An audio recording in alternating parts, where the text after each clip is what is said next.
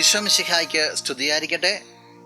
പ്രിയ സഹോദര സഹോദരി, നിനക്ക് നല്ലൊരു ദിവസം നേരിയ ഈശോ നിന്റെ ജീവിതത്തെ അനുഗ്രഹിക്കട്ടെ. ഈ പ്രഭാതത്തിൽ നിന്റെ ചിന്തയ്ക്കായിട്ട് ഈശോ നൽകിയ ഒരു പ്രബോധനത്തെ എടുക്കുകയാണ്. ഈശോ യഹൂദരോടാണ് പറയുക. വിശുദ്ധ യോഹന്നാൻ അറിയിച്ച സുവിശേഷം 8-ാം അധ്യായം 34-ാം തിരുവചനം.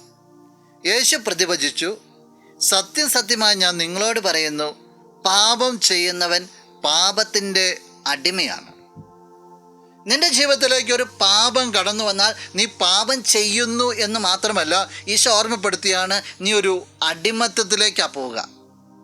ആ പാപത്തിൻ്റെ പ്രേരണകളും നിൻ്റെ തലയ്ക്ക് മുകളിൽ ഉയർത്തി നിൽക്കും. എന്ന് വെച്ചാൽ അതിൻ്റെ സ്വാധീനങ്ങൾ എപ്പോഴും നിന്നിൽ ഉണ്ടായിക്കൊണ്ടിരിക്കും. അത് നിൻ്റെ സ്വാതന്ത്ര്യത്തെ എടുത്തു കളയും, നിൻ്റെ ആത്മീയത എടുത്തു കളയും, നിൻ്റെ ജീവിതത്തെ പിടിച്ചു കുലുക്കും. പാപത്തിന് അത്രമാത്രം സ്വാധീനം നിന്നെ ചെലുത്തുവാനായിട്ട് സാധിക്കും. അങ്ങനെയാണെങ്കിൽ എന്തിനാ ഈശോ പറയുക? ഇത് തിരിച്ചറിഞ്ഞിട്ട് പാപത്തെ വർജിക്കുവാനായിട്ട്, പാപത്തിൽ നിന്ന് ഓടി ഒളിക്കുവാനായിട്ട്, ക്രിസ്തുവിലേക്ക് ജീവിതത്തെ ക്രമീകരിക്കുവാനായിട്ട് നിനക്ക് സാധിക്കണം. പിശാചല്ല, ക്രിസ്തുവാണ് നിന്റെ സുഹൃത്ത്. നിന്നെ വിളിച്ചിരിക്കുന്നത് അവനാണ്. നിന്റെ ജീവിതത്തിൻ്റെ ഫോക്കസ് അവനിലേക്കാണ്. അതിന് നിനക്ക് സാധിക്കട്ടെ. നമുക്ക് പ്രാർത്ഥിക്കാം. കണ്ണുകളടച്ച് കരങ്ങൾ കൂപ്പാം.